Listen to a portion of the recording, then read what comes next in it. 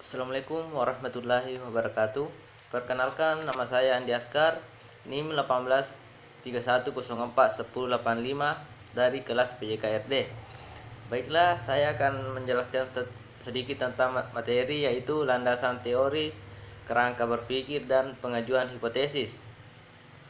Baiklah, yang pertama itu pengertian teori. Teori adalah seperangkat konstruk atau konsep, definisi, dan proposisi yang berfungsi untuk melihat fenomena secara sistematik, yang berfungsi melalui spesifikasi hubungan antara variabel sehingga dapat berguna untuk menjelaskan dan meramalkan fenomena.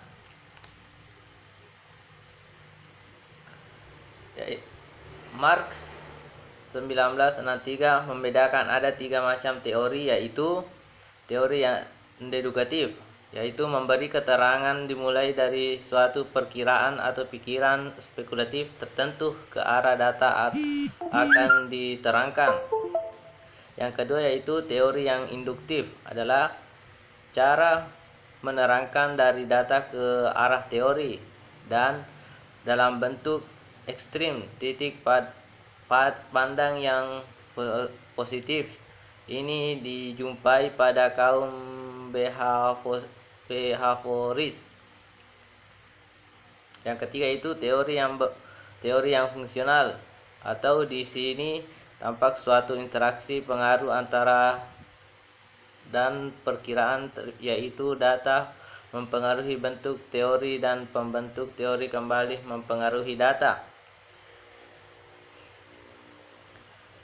Yaitu yang B, atau tingkat dan fokus teori.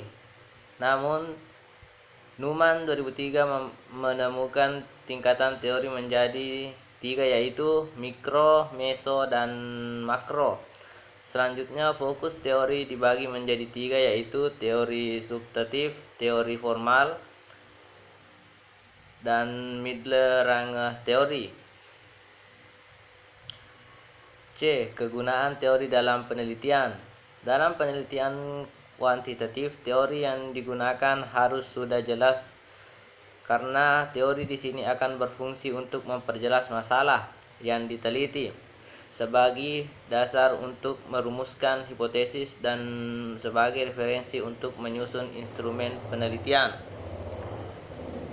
Reja Mutiharjo 2002 mengemukakan bahwa ada beberapa asumsi pokok pendidikan, yaitu pendidikan adalah aktual.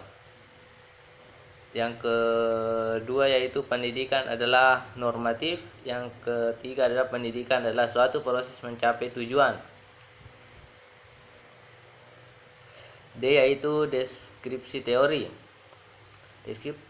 Deskripsi teori dalam suatu penelitian merupakan uraian sistematis tentang teori dan bukan sekedar pendapat pakar atau menulis buku dan hasil penelitian yang relevan dengan variabel yang diteliti.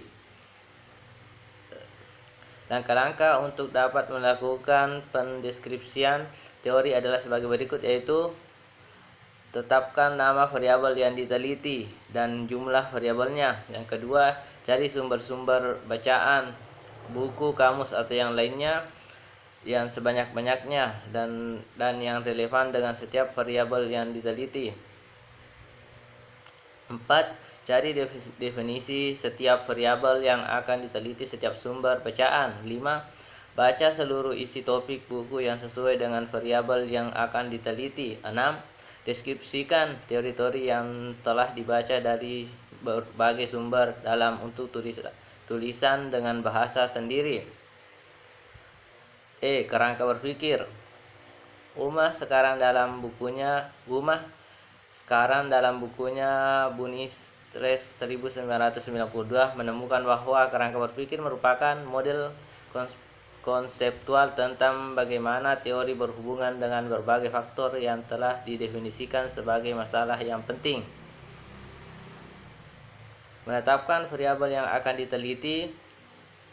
2. Membaca buku dan hasil penelitian. 3. Deskripsi teori dan hasil penelitian. 4. Analisis kritis terhadap teori dan hasil penelitian. 5. Analisis kooperatif terhadap teori dan hasil penelitian. 6. Sistem kesimpulan. 7. Kerangka berpikir. 8. Hipotesis. F. Hipotesis. Hipotesis merupakan jawaban sementara terhadap rumusan masalah penelitian, di mana rumusan masalah penelitian telah dinyatakan dalam bentuk kalimat pertanyaan.